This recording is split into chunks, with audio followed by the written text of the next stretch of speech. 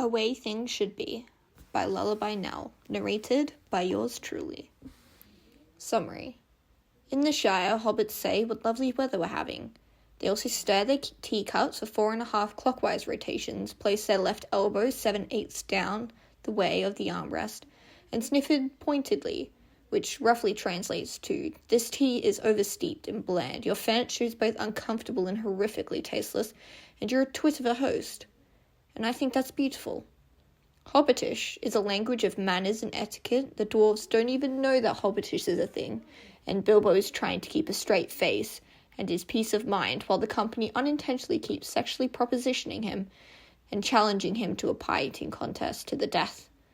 Actions speak so much louder than words. Chapter 1. An Introduction to Proper Hobbitish. Actions speak louder than words. Everybody knows this. Hobbitish was very similar to Westron in words and speech. In fact, another speaker of the common tongue might not even notice that the dialect existed unless it was pointed out to them, which, of course, it wouldn't be, because hobbits are even more secretive than dwarves sometimes, and they weren't much fond of big folk. But Hobbitish was a rather extraordinary and unique and utterly different language, even with its great similarities to Westron in speech, because Hobbitish was actually an extremely precise and almost entirely unspoken language. Oh yes, there was much more to the precious manners and cultural habits of gentle hobbits than simply snobbery and prudishness. Much more. Big folk really had no idea the kind of things that could be communicated with the more delicate and polite facets of life. There was something beautiful about the raw emotions that could be told through a bundle of flowers, from burning passion to simple thanks for a gesture of kindness. Even the big folk knew that. But the hobbits of the Shire could take symbolic messages and small gestures to a level that would honestly be considered insanity if any other people knew about it. Because for hobbits, the message didn't just depend on the kind of flowers. It was also about, but not limited to, the arrangement, the length of the stems, the ribbon, not used, braiding type, thickness, number of wrappings around, the number of flowers, the number of petals involved individually and in total, and so on and so forth. The list went on, and it didn't just stop with flowers. Oh no, it was much, much more. A hobbit who properly knew their manners could convey the most complicated of messages across a crowded room without saying a word. All a properly mannered gentle hobbit really needed was a teacup, saucer, and a teaspoon to do anything from arrange where and when they would next meet their lover for the continuation of a clandestine affair, to unofficially socially disown a family or friend, or even threaten to make someone disappear, or worse, to sabotage their prized tomatoes. No, hobbits don't seem like confrontational people. They always seemed very polite and kind and accommodating, but that was only because no one knew of the vicious comments and infighting that happened during elevensies and tea time. Big folk just didn't understand the meaningful things that could be said with how a piece of carrot cake was iced and arranged. Some very long and happy marriages had ended because of an improperly cut cake. It seemed ridiculous, but only to those rude and uncivilized individuals who did not understand the complicated and intricate language of Hobbitish's proper ways. Hobbitish was the proper way of saying everything it wasn't proper to say aloud. Every little derisive comment, scandalous suggestion, filthy innuendo, controversial opinion, fantastical piece of gossip, and nasty quip. It was really quite mean, honestly. Let's see an example of this, shall we? Belladonna Took's brother, Hildegrim, was married to Bungo Baggins' first cousin Rosa, and it was Hildegrim and Rosa's smile for brunch that Belladonna Took first worked up the courage to proposition Bungo Baggins. She did it by tilting her chair slightly towards him at an angle of 20 degrees more than was appropriate. Now she ate her cake, announcing her interest in beginning a romantic courtship, possibly with a heated sexual fling on the side, that might even end in marriage. Belladonna Took crossed her legs and pointed her toes and flipped her hair in a very scandalous way that day. The detail of each action was crucial and positively filthy in meaning, but are unfortunately too many and too finite and too sexually deviant to properly describe. But hardly anything could be more scandalous than how Bungo Baggins replied. What with how he tapped his teaspoon on the eastward rim of his teacup, wriggling his toes twice and reaching for a scone with his left hand, making sure to leave exactly 2/9 of tea left in his cup when he bit into the scone. Bungo's Aunt Pansy was so shocked that she fainted. Garuntius Turk, Belladonna's father, looked like he was going to throw up, because the Baggins boy had just admitted to many years of hopeless infatuation and a desire to begin the courtship immediately, along with a deep admiration for Belladonna's adventurous soul and extremely inappropriate Deer Hills. There had been elderly hobbits and teenagers present, the central curve of her ears and toes. Conversation continued more or less as normal in the spoken ways, if through gritted teeth, but a great many silent arguments and confrontations took place in the meanwhile. A hobbit could not, after all, properly call themselves a hobbit unless they were able to notice such small changes in body language and divide their attention enough to maintain an unspoken conversation across the room while eavesdropping on everyone else. Bungo's mother Laura took to furiously telling off her son for his inappropriate allusions and insinuations by elaborately pouring herself another cup of tea. Belladonna's brother Isingram expressed his displeasure for such a class mismatch by cutting his cake with the left fork prong twice over at the upper right-hand edge, then listening off a slew of terribly coarse insults to the entire Baggins family by crossing his legs. Bungo's brother Longo called Bungo a disgrace to their name by blowing in his puce handkerchief at the bottom right-hand centre of it, and Belladonna's father, Garuntius Took, the Thane of the Shire, made vague ramblings of calling up the Bounders to sort out and make disappear this impertinent, lawless, perverted boy, by how he fiercely and dexterously puffed into his pipe. A flicker of the eyes, a wriggle of the fingers, a twitch of the eyebrows, a tilt of the head. It all mattered. From birth, hobbits were taught what it meant to wear a yellow shirt to a girl's coming-of-age party, and how rolling one's eyes became certain words that could cause two brothers not to speak to one another for 3 months minimal normally, and 4 months if they had their hand under their chin at the time. A wife or husband, a widow or widower, a child not yet of age, a teenager, a cousin, a sibling, a parent, a relative, a friend, an acquaintance, a family head, a gentle hobbit, a bounder, a madam, a thane, an ordinary hobbit. That all mattered too. You would not dare to write a letter to the thane with the same style that you would use to write to your barrister or to your grandmother. You would not dare serve dinner party guests counterclockwise if there were 2 family heads at the table. And it just would not be proper for a lower-class hobbit to use the same flourish in their mannerisms and gestures as an upper-class one. There wasn't really much else to matter in the Shire, it seemed, especially the Hobbiton's high society in the halls of the great smiles and such places. No, it did not really make much sense, at least not to big folk, but that was how hobbits did things in the Shire. They communicated through the fullness and placement of the salt shaker.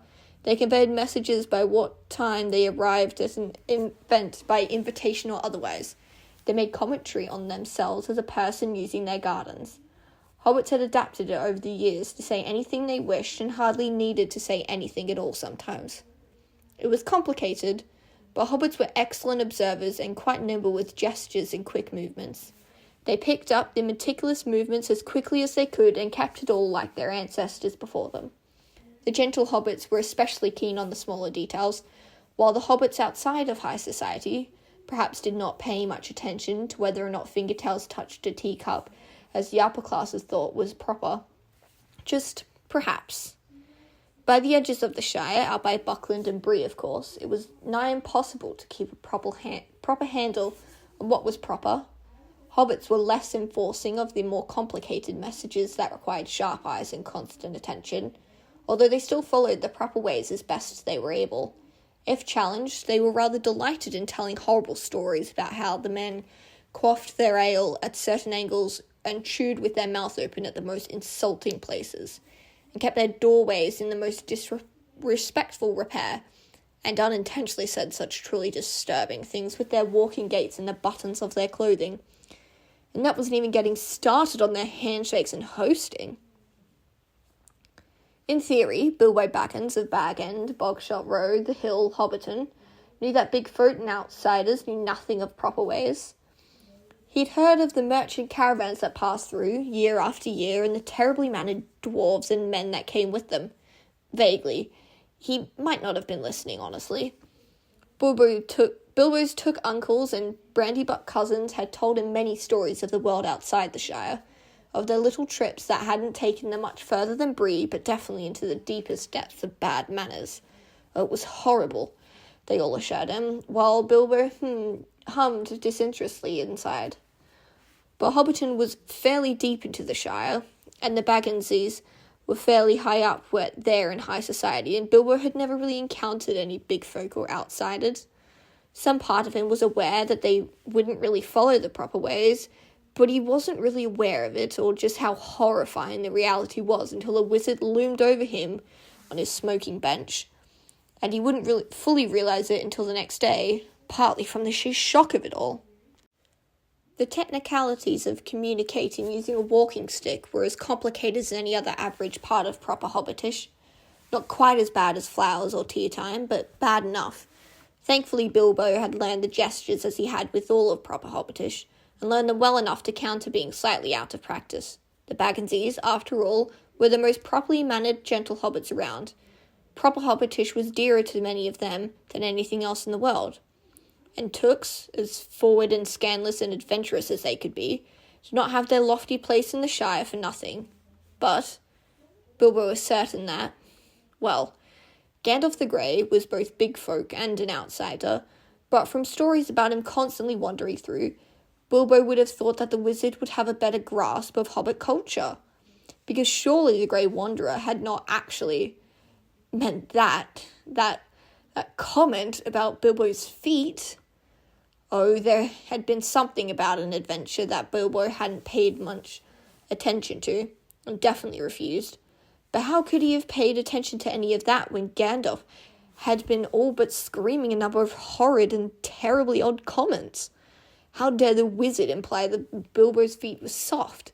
Bilbo Baggins might be a gentle hobbit, but he had the hardy feet of any hobbit, and they were well-kept feet too. His foot hair had no dried pieces of strawberry jelly in it, thank you very much, and his toenails were perfectly filed and not at all like the tree bark in their texture, just to set the record straight. What disdain the wizard had showed when he refused Bilbo's invitation to join him for a pipe. Bilbo's hospitality was not served with bad lemon biscuits or cheap pumpkin wine. What even was pumpkin wine? Good lady, what were the brandy bucks doing now? What a terrible and out-of-place thing to say. Bilbo had never served bad biscuits in his life. And there was nothing at all wrong with Bilbo's skills with the needle, which certainly did not involve sandals or lamps in any way, much less the ways Gandalf had suggested. How in the hills would the wizard even know anything about that to comment on? It had been all that Bilbo could do to keep the spoken conversation going while the wizard went on leaning on his staff and shifting his weight and staring and being so rude. Oh, it was interesting to meet the magical wanderer behind hobbits going off into the blue and sailing in ships, but the rude things that the wizard had said? So rude. Bilbo promptly ought to have replied with equally horrible insults, as was only proper in return with the ways of the Shire, but Bilbo's father, Bungo, had been of a better-than-them philosophy that had unfortunately rubbed off on Bilbo.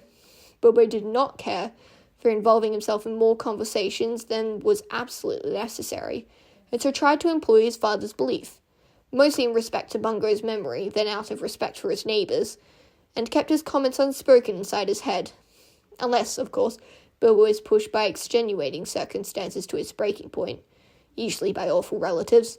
Then he was perfectly happy to fight fire with fire and tell his Aunt Linda that he hoped she would choke slowly on the dry, flavourless cooking that she forced on everyone else.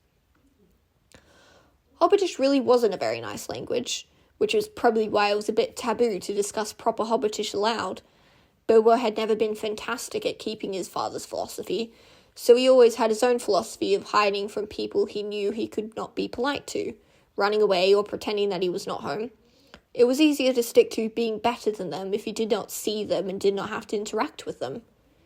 Bilbo invited the wizard to tea, of course, because it was surely the proper thing to do when meeting an old acquaintance, even if he had called Bilbo's door paint job rushed and unevenly done, and talked about rain of ginger spice cupcakes, and also, for some odd reason, seemed incredibly interested in where to acquire 2 toads, chicken eggs, and a pregnant ewe for some unspecified purpose. Hobbits generally liked riddles. Bilbo generally liked riddles. Riddles were good fun all around, a favourite Hobbit pastime. Hobbitish in itself was rather like a massive riddle sometimes, except how it wasn't. But this? What even was this? Hill's big folk was strange. Was there something that Bilbo had been supposed to put down on his engagement table? Something to do with that wizard? Or would it probably come back to him later? Right now, Bilbo needed to find something to drink and at least 5 sugary somethings to eat, because that was just horrible.